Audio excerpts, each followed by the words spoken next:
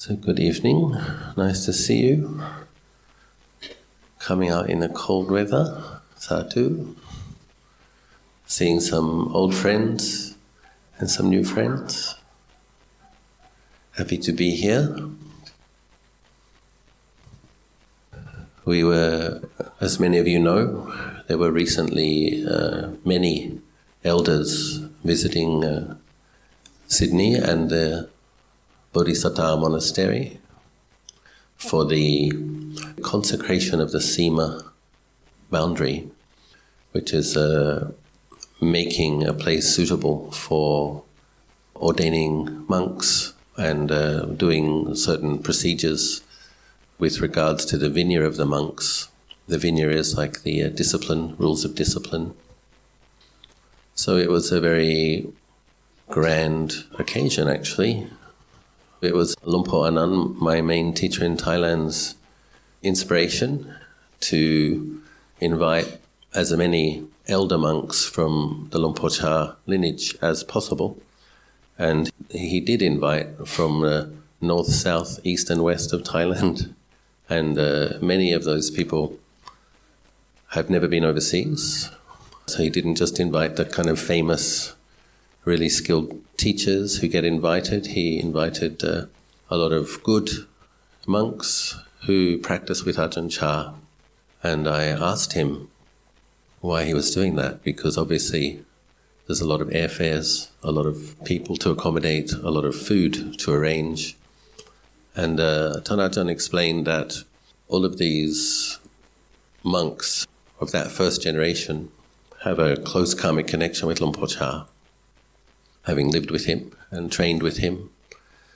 And Ajahn felt that if many of them could come to this place when the monks invite the blessings to come, that more blessings would come. You know, what do I mean by blessings?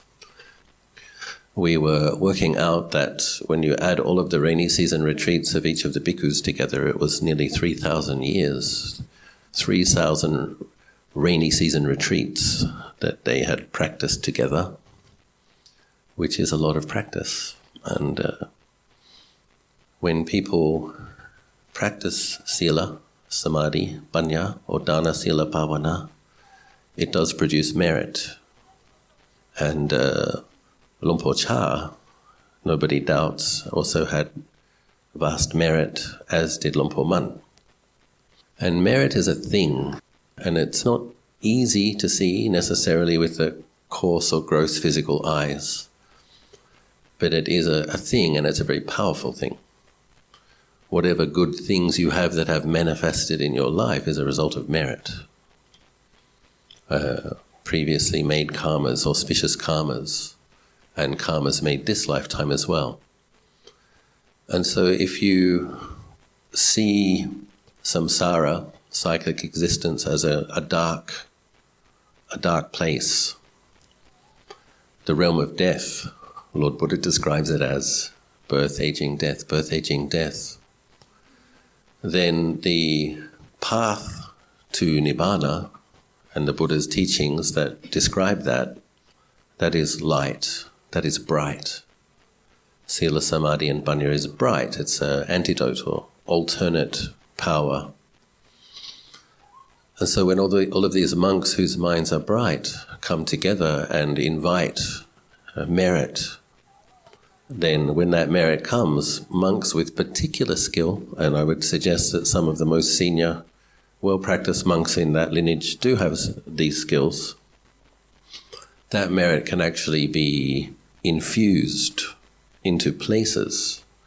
So the land around the hall itself, the statues. And if a person doesn't have a purified divine eye, they might not feel that. They might not see that. But many people can feel it. Many people, when they come into a monastery where the monks and nuns are virtuous and meditate every day, practice harmlessness, you can feel peacefulness in the air. You can sense calm. Even for myself in my small monastery, it's just been a monastery for 14 years. If I go out somewhere and I come back, when I step out of the car, I can feel the calm and peace in the monastery compared to in the village or the city. And so Luang Por Anand's hope, and the hope and intention of the elders who all came, was to brighten up that place, so that those who have the karmic affinity, the karmic connection, who are in darkness, can find it. There's like veils of ignorance, veils of karma, veils of obstructive karma, but then when there's potent, powerful blessings and that merit is dedicated and shared and spread, then beings who have those good karmic connections can find Buddha Dhamma, as many of you have. Many people didn't start as practicing Buddhists. It's a journey. We have to be sincere, we have to study, we have to practice for ourselves, and then we see the benefit. So it was a wonderful occasion to be a part of. Particularly poignant for myself, if I talk a little bit personally now, because I lived in Sydney as a 20 and 21-year-old. And so when I went with the monks under the harbour bridge on a ferry, and we went to Taronga Zoo because they all wanted to see a kangaroo and a koala. And I was remembering my life. I used to live in Woolloomooloo for a period of time. I used to live in Pyrmont, in these inner city areas, and I used to ride my bicycle over Sydney Harbour Bridge. I used to go for a swim at Milson's Point Olympic pool there, and I was remembering, it was interesting, it's almost like visiting a past life within the same life, because it's the same place and it's the same body and mind stream, but many things have changed. In those days, riding my bike from Pyrmont to the Milson's Point, swimming 2 kilometres and riding back was just nothing. I didn't even feel tired. And I was like recollecting this current state.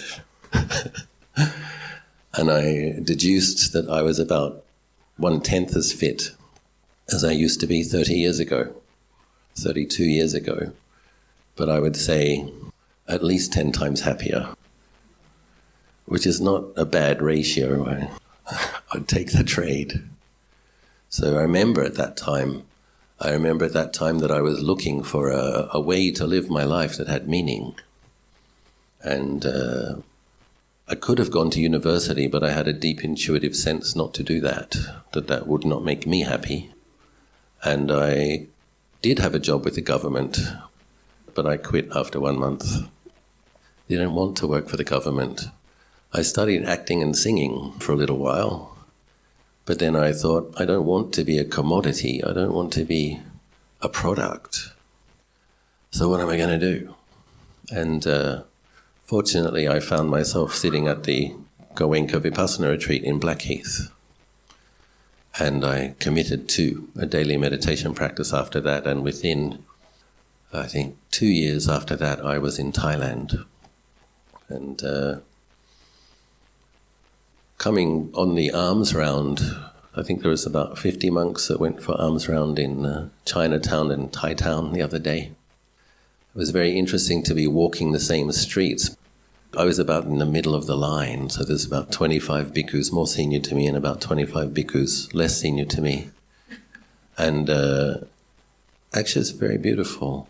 There was this sense of certainly a recognition of great good fortune, that I found a community, I found a way of life, and I had elders in front of me to respect, and I have juniors below me to help mentor and rejoice in their efforts, and a recognition of great good fortune and a field of blessings. At the same time, noticing that I guess since I went forth, I think these days, to me it seems like 15, 16 years is like a generation in this modern age, maybe 18 years.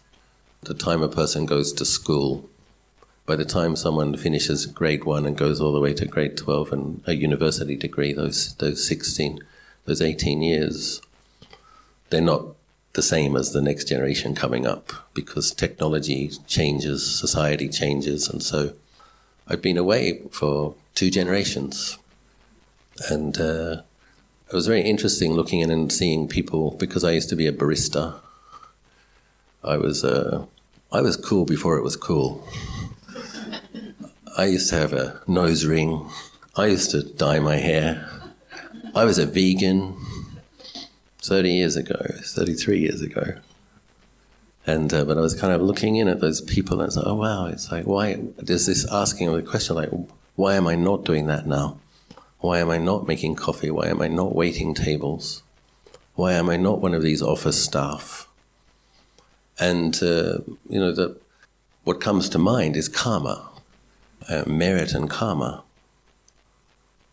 The first time I came back to Australia when I lived in Thailand in a meditation center, and I ended up going to Wat Nanachat. I found out about the monastery in Ubon Ratchathani that teaches monks in English, and I went there. And then I learned about Lumpo Anan, and I went and practiced with him. So it's kind of a fun story, so I might mention it. I had very good teachers. Ajahn Samedo, Ajahn Pasano, Ajahn Jayasaro had taught me very well with regards to the doctrine, with regards to the rules, with regards to reflective tools, way to understand the training, deepen my faith. But I also knew that if I was going to make it, I would need a master with a very powerful metta and some special skills perhaps to inspire me, because I would say I was rich with suffering when I was a young monk. And I had doubts, but not so much about the teachings, but about my capacity to patiently endure with the training and with the process. So I knew that I needed somebody with a lot of metta, a lot of patience, and a lot of energy to help me through the rough patches. So I had gone to the Emerald Buddha as a one pansa monk, and I'd made the aspiration. And this is something I'd like to kind of, when one goes to such a place and one makes an aspiration, we don't just ask for something. If you want to attract the attention of the good and divine forces in the universe, you have to let them know that you intend to do good. So my aspiration was, or my prayer and negotiation was, I am interested, willing to be a monk for my whole life. However, I'm going to need help. So if there is a master that I've made some good auspicious karma with who can help me, may I meet that master. And so I went off into a jungle area on the border of Burma, Samnak Song Dao Dam. And 3 weeks later, Ajahn Anan came to that jungle. It was the one time that he went there. Ajahn Kalyano was there on retreat at the time. And we had gone in a month before the group from Wat Nanachat. So a group from Wat Nanachat often goes in February and March. We'd gone in January, myself and Ajahn Sudanto.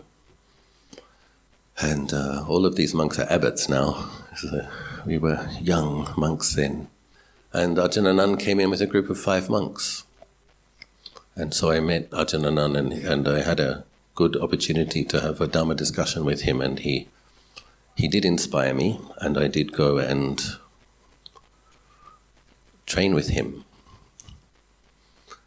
During the second rainy season retreat, when I was living with Ajahn Anan told me, I will go to Australia and you will come with me. And I hadn't seen my parents, I think, for about 4 years at that stage. So he had been invited by the Buddhist Society of Victoria to go and teach. And an interesting thing happened when we were flying back. Ajahn Anand's second monk, a monk called Ajahn Somchai, he said to me, I want to go in the cockpit. I want to meet the captain. Can you ask? And I'm sitting there thinking, they're not going to let you meet the captain and go in the cockpit. So. But this was before the World Trade Towers incident. People trusted each other more. So I did ask the steward. I said, this monk wants to meet the captain. He wants to go in the cockpit. And the steward said, well, I'll ask. And he came back and he said, the captain says okay. And so we walked up through business class, opened the door into the captain, and I was sitting with Ajahn Anan. It was myself and Ajahn Anan first. The steward said 2 at a time. And what was very interesting is, as I was sitting in the cockpit with Ajahn Anan, we were just about to come over that northwestern part of Australia. So I was like, to me, very moving, because it was like I'd left Australia looking for a meaning in life and a purpose and a refuge. And here I was coming back with my master as we came over the continent again, this little white ribbon of sand and then this red continent. And Ajahn Anan went after 10 minutes, Ajahn Somche came, sat for 10 minutes, and he went back, Ajahn Neng came and sat for, we were in there for about half an hour. And looking back on that, people wouldn't even believe you, right? The monks are sitting in the cockpit chatting with the captain for half an hour.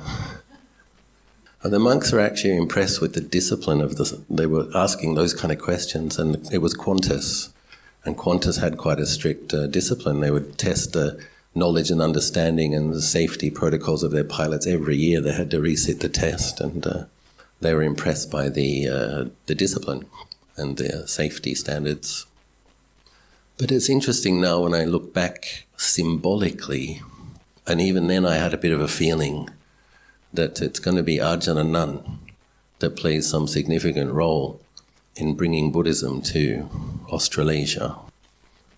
And so we have Ajahn Kalyano down in Warburton, we have Ajahn Larry in Wilton, we have Ajahn Yanadipo in Adelaide. The sense that I have also is like the ceremonies that were occurring, it's not just about the next 5 years, the next 10 years, the next 50 years. I've been away for, like I said, 2 generations. It got me thinking about the possible evolution and growth and deepening of Buddhism in Australia. I think Australia's doing some research. Australia, 17% of Australians are from Asian descent now. And probably there will continue to be a slow but steady growth in Asian percentage. And a lot of Asians from Southeast Asia, Cambodia, Laos, Vietnam, Burma, Buddhists. And that's different to other places. Apparently there are more Asians in Australia than in England, in terms of numbers, although there's 3 times the people in England. And so as we see, the Asians play a significant role in building monasteries. They like to build temples and monasteries, and they like to feed monks. So this is good.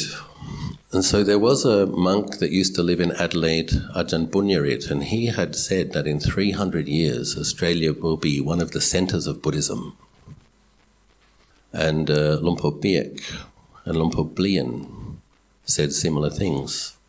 And interestingly enough, they also said Russia and Australia in 300 years will be the centres of Buddhism. And so it's just that sense of this long lineage of monks before, a long lineage coming after, generations have passed, generations to come, that apparently Buddhism will continue for 5,000 years. And everybody who supports the monasteries, the Sangha, but also everybody who commits to their practice, we're all playing our role in supporting the Buddhasasana. Lumpur Anan sometimes explains that the Dhamma wheel, the turning of the Dhamma wheel, essentially it has to turn in our own minds. It's not a physical wheel, and it's not turning outside. The Eightfold Path is right view, right intention, which informs our speech and our actions, our conduct, the way we live our life. And so when each of us take refuges and keep precepts and commit to daily practice, each of us has the Dhamma wheel turning in the mind. And this creates merit, a field of merit. And this merit is what will attract. Ajahn Anan had said that the some devas from Tushita will incarnate in Australia, beings who have deep connections with Buddhism, to help Buddhism to grow. But that's also directly related to how much merit do the people of Australia have, how many of them are practicing. And if there's more people practicing sincerely, more great beings who have abilities as teachers will come down and teach them. So it's just nice sometimes to get a broad view of where things might go. And for me it's very personal, but it's also very impersonal. It's like, I used to live here. I was looking for a path, a refuge. I found it. 2 generations have passed. Millions of more people have moved here. Generations will continue to pass. Millions of people will die and be born. And Buddhism will continue, so long as beings who have the karmic connection with it, who appreciate it, who practice it, practice. And on the subject of aging and transience, I was recently visiting my mother. My mother is now 85, turning 86 in 4 weeks. And I was looking at my mum, and I'm like, she's got these arthritic, bent fingers, and she's got skin which is really thin, that bruises very easily, and she's lost a lot of weight. And it's a terrible thing to say, but when I was looking at her, I was thinking, I don't want to become like that. And it's almost as though she read my mind. She said, Achalo, one learns to accept old age, she said. Oh, good. And then she said, and I think this is really wise, she said, every day when I wake up and I can get up, I consider myself very lucky, because many people my age cannot. So my mum, she's 86, she walks my sister's dog 5 kilometers a day. She still drives, she shops for herself, she cooks for herself, she's fiercely independent, she has a very sharp mind, sharp as a tack. Occasionally she has a sharp tongue also. And although she's mellowed with age. But yeah, it was nice to be looking at that wrinkled, changing, approaching death phenomenon, my beautiful mum. And she looked at me and she said, one learns to accept and live with old age, Achalo. I'm like, oh good, because it doesn't look good from the outside. But, it's so wonderful that her mental faculties are still sharp and her memory is good, and she's kind of fiercely independent. I'm sure she has some lonely days, some lonely weeks, but she wants to live alone. She's proud of her independence, so she lives alone. But I was also just wanted to check in with her. I wanted to walk along the path she walks along. I wanted to go to the shopping centre she goes to. I wanted to see the medical clinic she goes to, and I just wanted to kind of feel, how is she? I just wanted to notice, do my brothers, do my sisters, do the grandkids call? And they do. I was just kind of seeing, okay, that brother called, the sister called, the grandkid called. So she's okay. I live a long way. Last year I realized somebody actually asked me, several people asked me to write my life story. And anyone's life story has to start with one's parents. And I realized that in the decades that I've been away, there's a whole bunch of conversation I didn't have with my mother and father that I probably would have had if I'd lived here, over cups of tea. And so I realized that I should ask my mum some questions about her life before she's gone. So we're very fortunate we have this technology. I'd make a pot of tea, I'd call up my mum, and over a cup of tea with FaceTime, ask the questions about her childhood, about her early adult life, about when she met my father, about their early marriage, all of these questions. But also just getting a sense for how much the world has changed since then. They were married in the 50s. And so the world's changed and continues to change. And the thing that we can take with us on our path towards liberation, because the path towards liberation is a multi-lifetime journey. The people in the time of the Buddha who heard one stanza or one teaching and who became arahants, It's not explicitly stated in the suttas, but my personal feeling or belief, suspicion, is that they were stream enterers already. As we know from our study, you become a stream enterer, you cannot have a seventh life, but many people after stream entry will have a few more lives. A stream enterer would also have the auspicious merit and karmic connection to meet a Buddha. So many of those people that heard one verse, the 1,000 matted hair ascetics who, when listening to the fire sermon, all became arahants, probably many of them were Sotapannas and Sakadagamis. They'd already had deep insight from past practice. One does aspire to liberation in this life. There's nothing wrong with that, that's good. At the same time, one has to be pragmatic, realistic, understand that it's probably going to be a multi-lifetime process. And so we practice with that aspiration, we practice sincerely. But one of the best ways, I believe, to get the best results is to put in a lot of effort, practice sincerely, have that aspiration, but not to have a fixed time frame, because people can get a bit burnt out and a bit impatient. Ajahn Anand sometimes says that, if we expect the results, and Ajahn Anand taught me about this when I was a very young monk. I was getting some quite good results in that second rainy season retreat. When I really, really tried hard, I was getting some good samadhi, I was having some nice, interesting visions.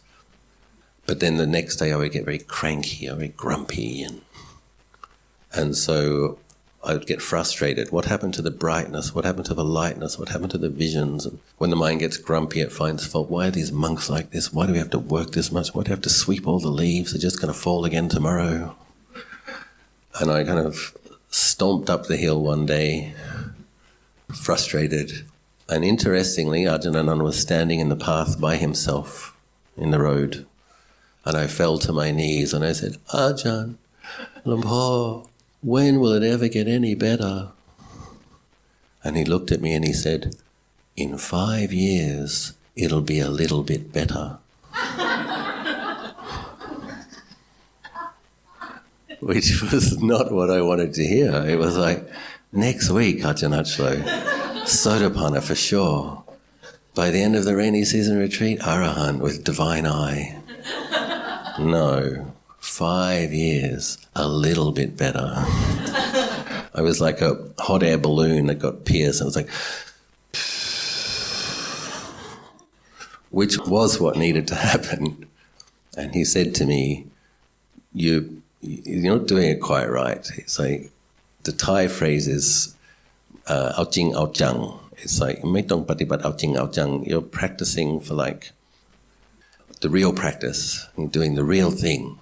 Very, very sincerely.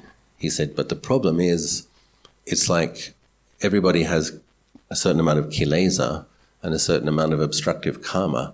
And if we try really, really hard and want results fast, he says it's like taking a stick and hitting a bucket where there's sediment on the bottom and the sediment rises, stirs up the sediment. So he says it doesn't work. What you have to do is slow and steady and consistent, and gently, consistently keep increasing your efforts over a long period of time. That's what works, which is why he said 5 years, a little bit better. And this is the real challenge, I think, for practitioners, because it's not exciting, it's not sexy, that we want great results fast. We've been kind of socialized towards that. And the fastest results will actually come from plodding slowly but consistently. And the problem that many practitioners make is that we do our practice in spits and spurts, and we strive, and then we get disheartened, and then we get lazy, and then we get inspired again and strive again, and then we get lazy. And then it's like taking one step forward, one step back, one step forward, one step back. And so we have to actually be willing to walk a little more slowly, but be determined not to take any steps back. We just don't miss our daily sitting, we just don't miss our daily chanting, we just do take every opportunity for doing retreats, etc. And increase slowly but gently but consistently over years. And then Lumpur Anand says, even if you don't become a stream enterer this lifetime, there is a very, very tangible effect on your samsaric situation you are literally reducing the numbers of births that you have to have. Whatever effort you make, stream entry and nibbana is definitely coming closer. So long as you keep practicing consistently. But if you stop and you start, you take one step forward, you want to take one step back, it's not getting closer. So we do need to be consistent. Yeah. I'll tell you a fun story. Went to the Blue Mountains with Ajahn and Nun. We went to see the three sisters with 2 busloads of monks. When we got there, it was cold and misty and windy, and we couldn't see a thing. So the monks turned around and went down the hill, but Ajahn and Nun said to me, "Achalo, let's go and have a coffee." He said, "After the coffee, we'll come back." And he's got this little sparkle in his eyes. And I'm like, okay.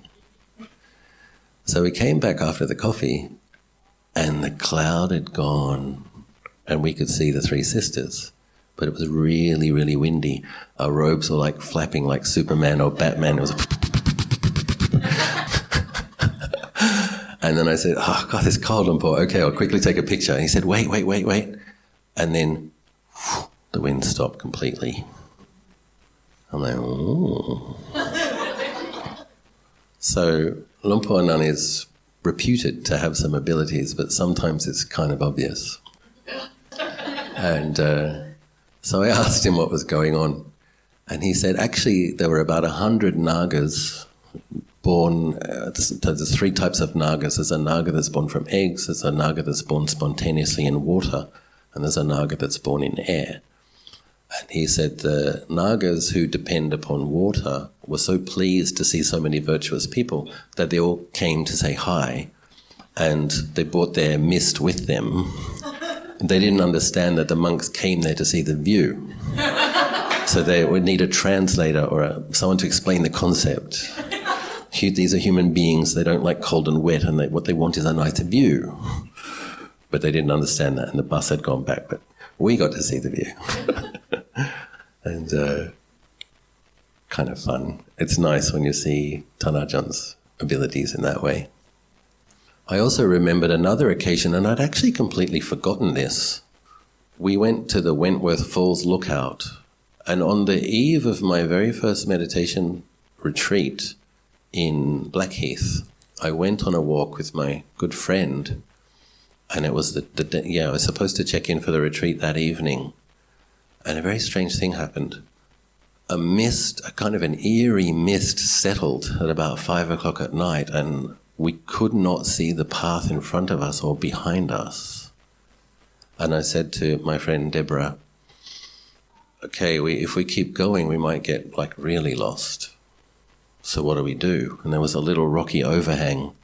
And so we actually spent the night, rather than get more lost, and sleeping on a stone in 4 degrees in cotton shirts. Well, yeah, it was miserable. I can't believe I actually forgot that, because like I said, it's like visiting a past life within the same life. And the next morning, the sun came up, the mist lifted, and we could see the path. No, we hadn't taken drugs or mushrooms or weed. We hadn't. I swear. And normally I think a person would think, I'm just going to go to bed, I'm going to get sick. Oh my God, that was so traumatic. But the feeling I had was, I want to do that retreat. I got the days off. It's not easy to get 10 days off, save up, prepay your rent, all these things. So I called them up and I said, I got lost in the forest, but I really want to do this retreat.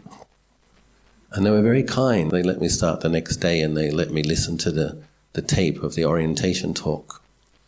And the reason I mention it is, in our path towards Nibbana, there will be supports that manifest, but there will also be obstructions, because we haven't only made good karma. And also, if suppose I had been at this for a few lives, and if suppose the consequence of me attending that retreat may one day mean that I have many hundreds of students around the world who I'm teaching Buddhism to, then there may be beings that wouldn't be pleased by that. And so I had that sense that it might have been an entity that caused that disorientation and being lost to try to dissuade me from doing the 10-day retreat. But I did do the 10-day retreat. And I look back at my life when I was that age, and I wonder what that was, because there was definitely a part of me that just wanted to go to bed and feel sorry for myself for having been lost in the forest and slept on a rock in 4 degrees temperature. But there was also something else that was like, no, you do this retreat. What is that? Where did that come from?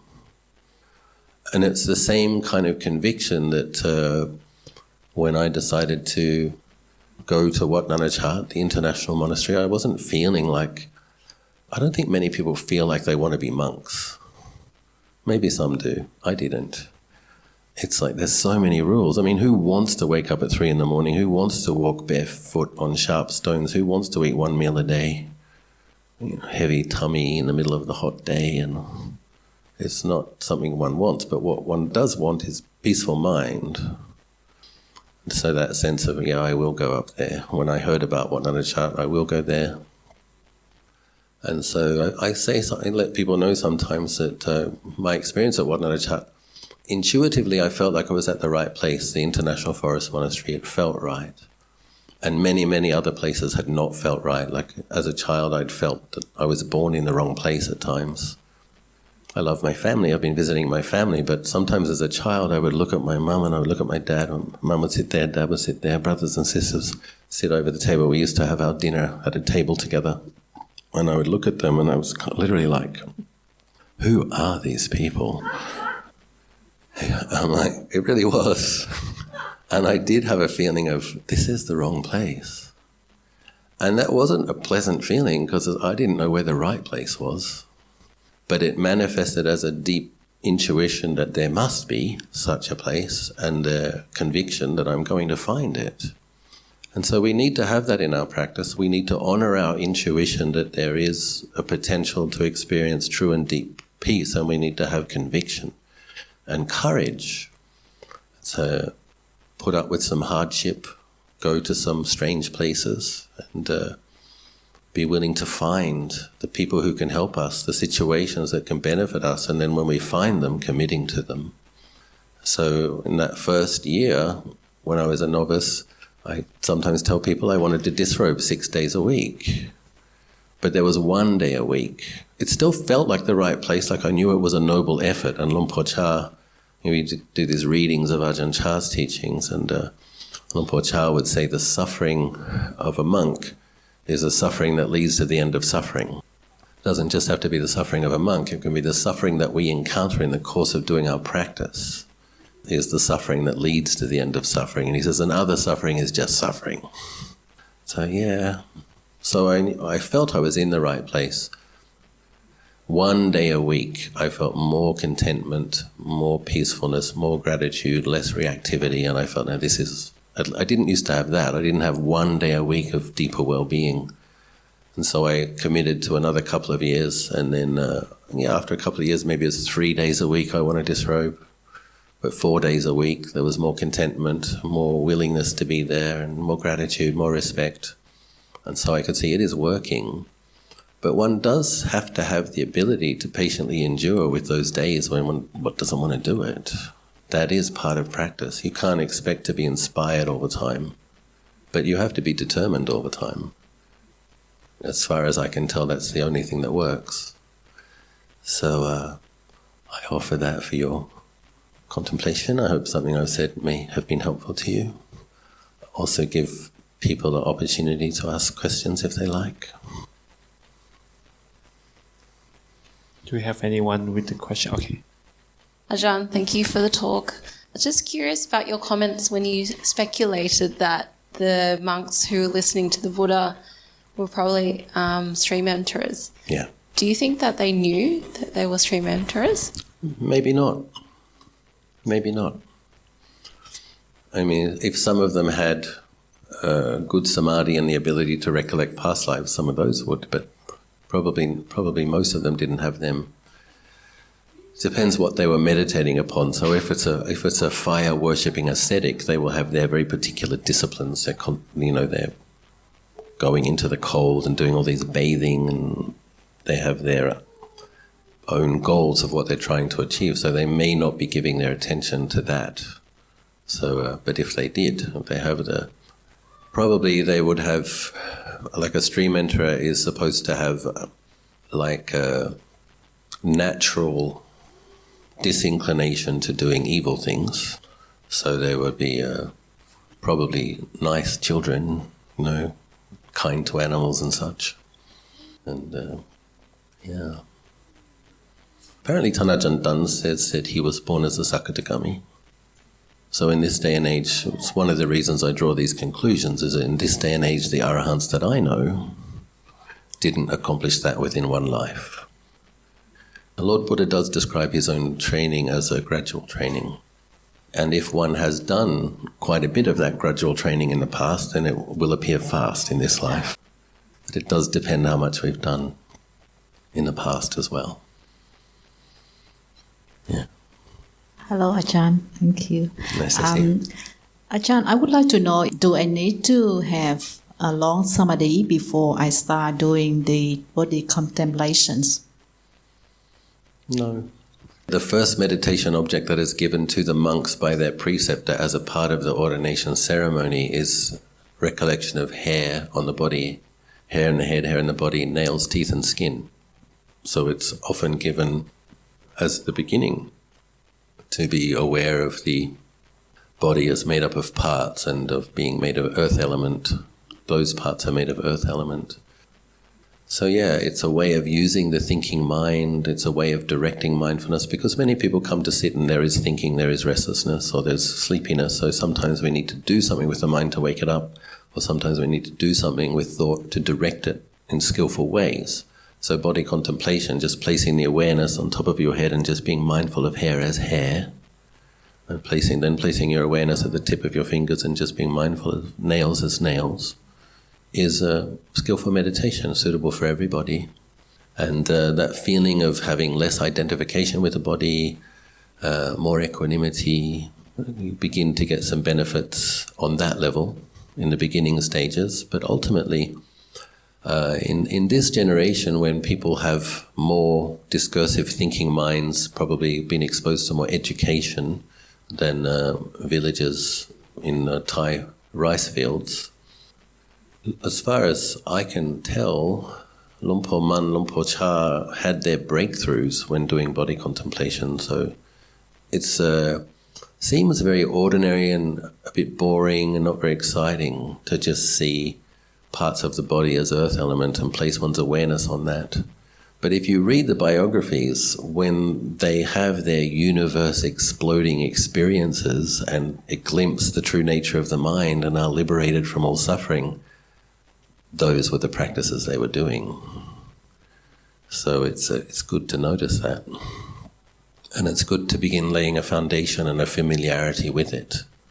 From what I heard of Thanajan Dan, he was falling in love with a woman, or he was developing a romantic feeling towards her when he was a young man before he was a monk. And he just started thinking of her, and he saw her face as a skeleton and her skin fall off, and then he decided, no, marriage is not for me. But that has to be the result of past familiarization with that practice. Yeah. Can I have another question, Ajahn? So when I do the body contemplations, I usually do for quite a long time because I feel so good with it. Should I just do like for 1 hour, just body contemplation or awareness of whatever is showing up? I think it's probably good. It's normally taught, as young monks, we're taught that we need several practices. So Buddhanusati is one of them, that we have faith in Lord Buddha. That gives us confidence. When we have faith in the Buddha, that also means we have faith in our potential to realize what he realized. So Buddha potential. But then we also have breath meditation for calming, for generating mindfulness, but then we are also taught death meditation and body contemplation and metta.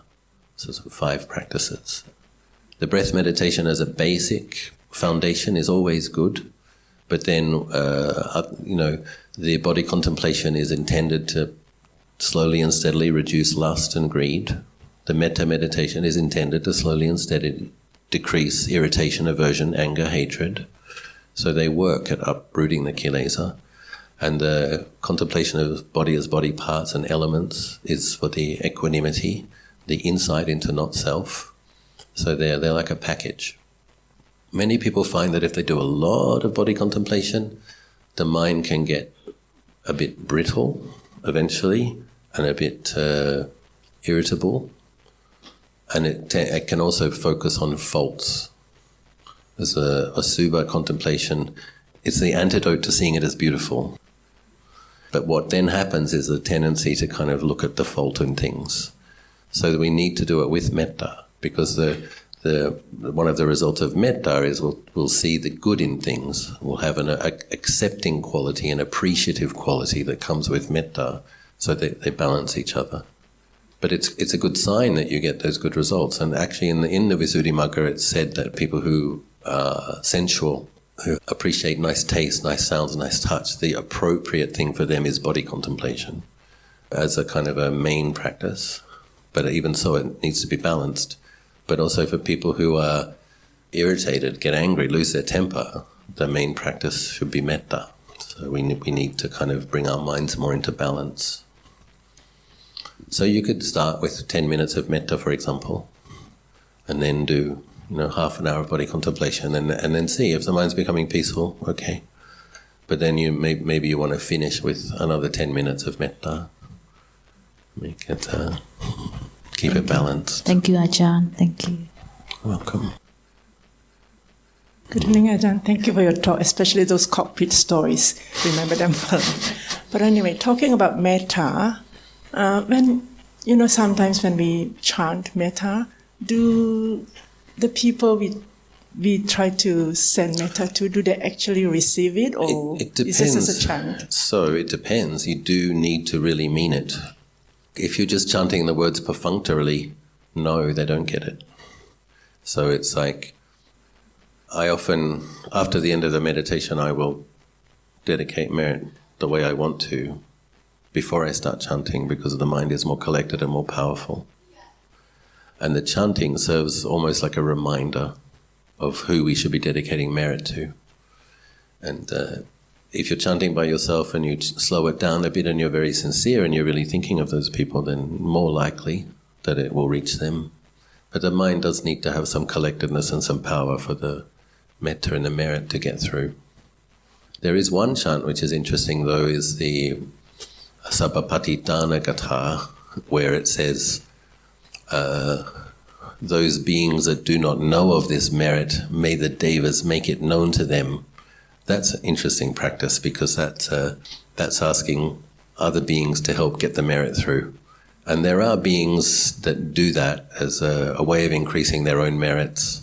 They'll take your merit and get it through to the person that needs it, and then they increase their merits through doing that. I remember I hadn't thought of my grandmother because she died when I was 11. I hadn't thought of her for a decade or something, and we were doing this chant. I was doing some teaching. I was doing a retreat, I think, associated with the BSV, and we were doing that chant daily. And I had a dream where I saw my grandmother in a beautiful new dress and looking radiant. And now I had seen her as a ghost when I was 15, standing beside my bed. But I hadn't thought of her for a long time. But we were chanting that chant every day, Sabbapatitana Gatha, may whatever beings that could receive this merit that do not know of it, may the devas make it known to them.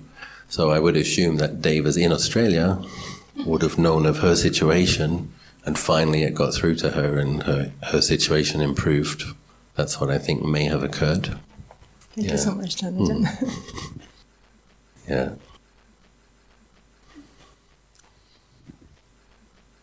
Hello. Hi. Thank you for your talk. Thank you. I'm curious if you have any stories of monastics who live with mental illness or living with neurological situations. Do you mind sharing what your diagnosis is or what your challenge is? No. Yeah, I like talking about it. I live with complex trauma and I'm autistic. Okay. Yeah. So I do know of several autistic bhikkhus who are, what we would say, people who are on the spectrum. So as you know, there is a spectrum. So yeah, and I guess the issue is can they keep the rules, because there's so many rules in our lifestyle. So can they keep the rules, and can they get along with people well enough to be harmonious? But yeah, there are some people on the spectrum who are monks, good monks. And now you've just brought up another question. Yeah. Autism and rules, but maybe relevant to lots of people. I guess your own experience with the hierarchical nature of the tradition you're practicing in. Yeah. Well, like I said, when I first went to Wat Nanachat, I didn't like most of the monks. They probably didn't like me either. But, fair enough. But I learned to like them. Because I guess I was like working in the vegan cafe. I was one of the beautiful people, hug, hi babe, yoga and Reiki and essential oils and, all of that. And then you go there and they kind of smell, and they're not like, hi babe. They're kind of like, not that way, this way. And so it's very different. But what I noticed was all of those people, the beautiful people that were apparently my friends, only one of them wrote to me, But the monks, they were there every day at the morning chanting, had the arms round, and so I developed an appreciation for, okay, these are not necessarily the warmest, fuzziest, touchy-feeliest types in the universe, but they are the ones who are wise enough to know that they should be practicing a high level of virtue and renunciation. So what they have is wisdom, a capacity to be disciplined, and a willingness to practice renunciation. And so my appreciation of that grew in recognizing the value of it. But I was fortunate. Ajahn Jayasaro was the abbot the first year. He gave very inspiring Dhamma talks, very grateful for that. Ajahn Pasno came back, because they used to alternate. Ajahn Pasno came back and it was his last year there. And I used to massage his feet every day. And so even though he's the abbot, he's the senior one, I have to carry his bowl, I have to wash his robe, I have to get back before him. There's some unpleasant aspects to it. Like you get a lot of sticky rice, glutinous rice in your bowl. You have to carry your bowl and your Ajah's bowl. In the hot season in April, you've got this robe around your neck and you've got the sticky rice. You can hardly breathe. And the extra weight's pushing your feet onto the sharp stones, and you have to get back before him, and he's not even carrying a bowl. I mean, there are moments where it's like, this isn't fair. But when I was touching his feet, when I was massaging him, the sense I had was, this human being is sane. This human being is decent. I'm happy to serve this human being.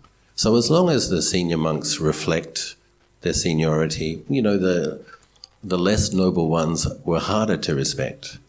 But then the issue comes, do you respect the Buddha's vinaya the way he laid it down? According to our monastic tradition, we give respect to elders whether we like them or not. So if I had to take the bowl of a monk I didn't particularly like, you have to bow to them before you take that. So when I bow, I'm bowing to the Buddha's training. When I take his bowl, I'm doing the Buddha's training. And whether I like or don't like him is not the central issue. I'm committed to the training. And it's also humbling. So if you recognize that being arrogant, puffed up, conceited is painful, and you recognize that being humble is more pleasant, then you're willing to surrender to a humbling process. But it has its painful moments, many of them. Yeah. Maybe one last question. Oh, last two. I'm wondering what advice you would give someone of roughly your age from this culture if they were considering ordination. What is your age? 72, okay. Some places have a 50-year cutoff. Yeah.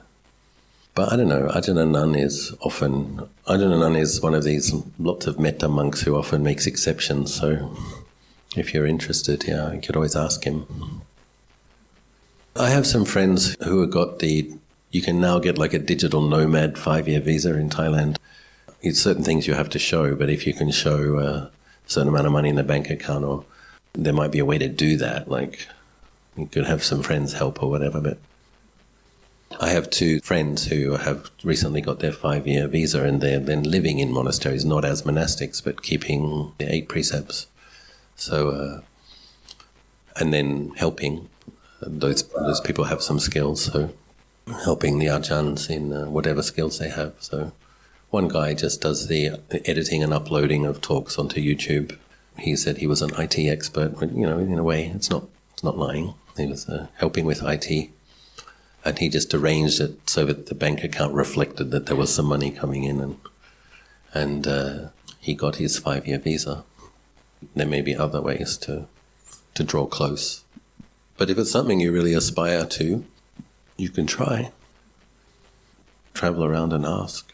I think Thanajan, he has his general standard, but then he has his exceptions. So he'll tend to consider, one of the things I love about Thanajan is that he considers each individual as an individual.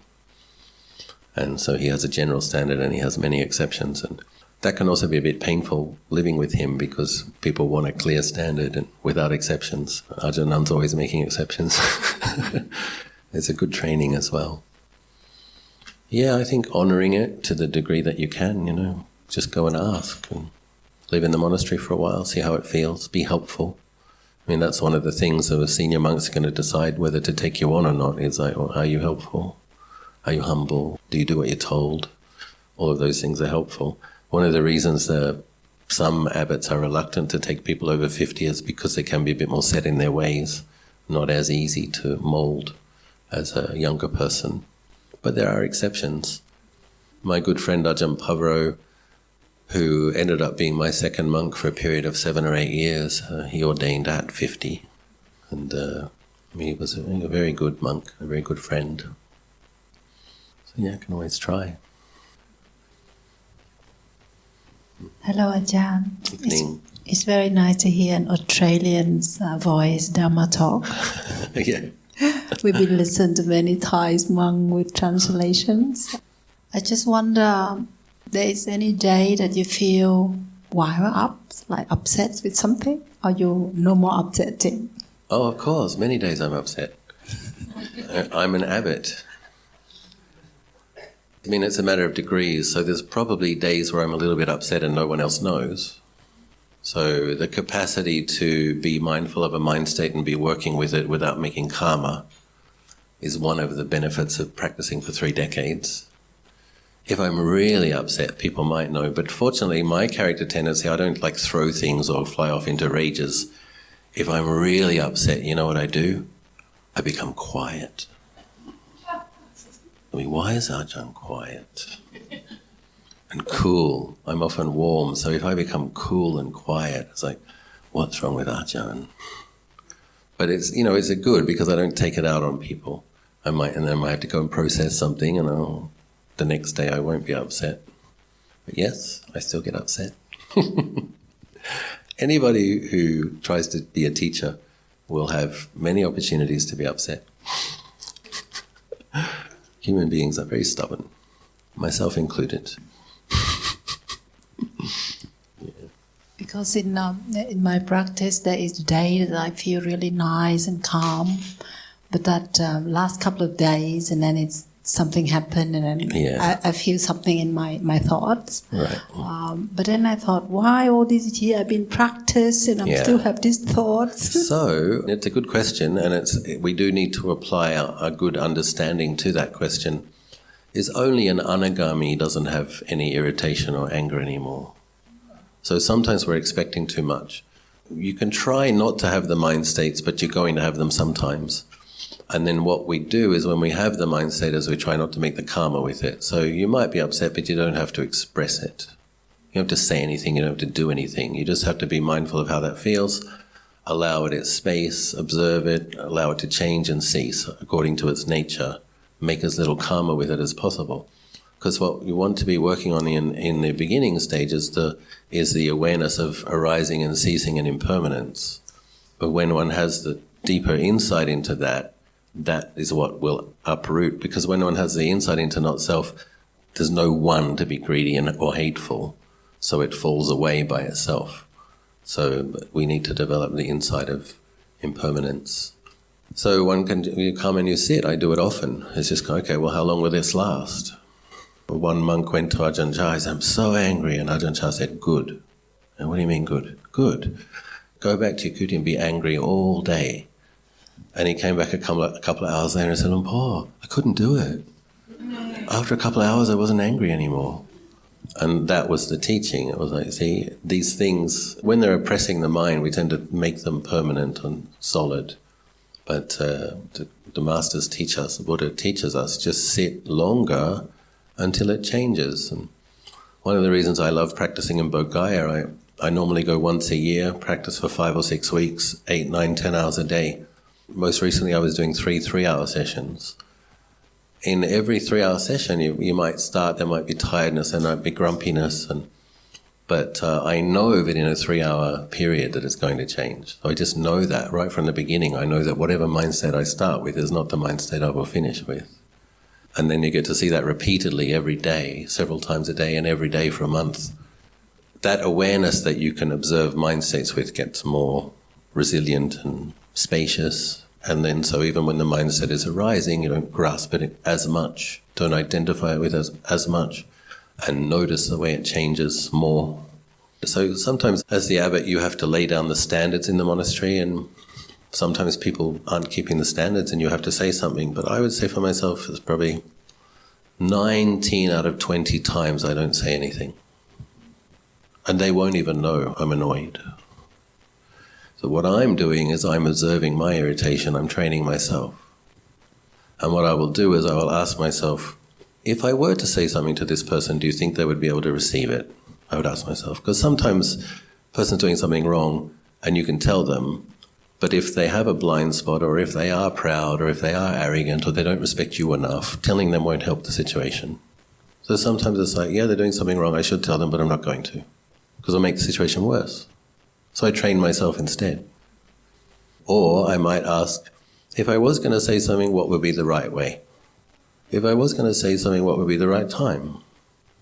And so a lot of my practice as an abbot is observing, and then my own mind states of what should be said, what shouldn't be said, how to say it, when to say it. And generally I think I do pretty well. We all make occasional mistakes, of course.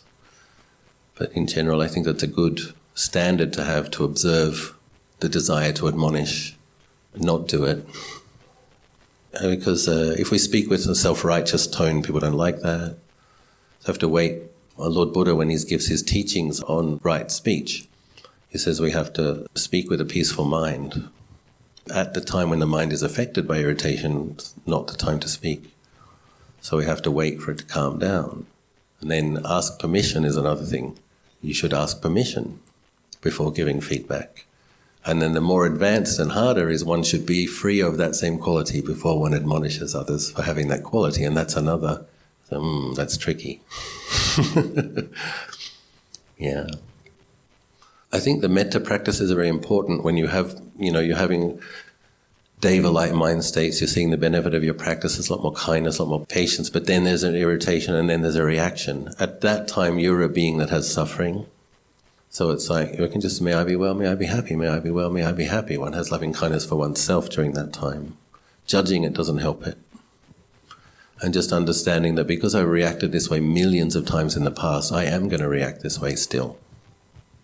But when I do, I'm going to have loving kindness for myself. And we can use metta to kind of wash it out, a kind of replacement by opposite. You just pick up a wholesome mind state instead, and you just wash that negative one out. And that actually produces merit, makes good karma, supports your own insight. And in general, the negative mind states get less and the wholesome ones get more, and they last for longer. Thank you, Ajahn. Wish you all the best in your life and practice. Good to see you.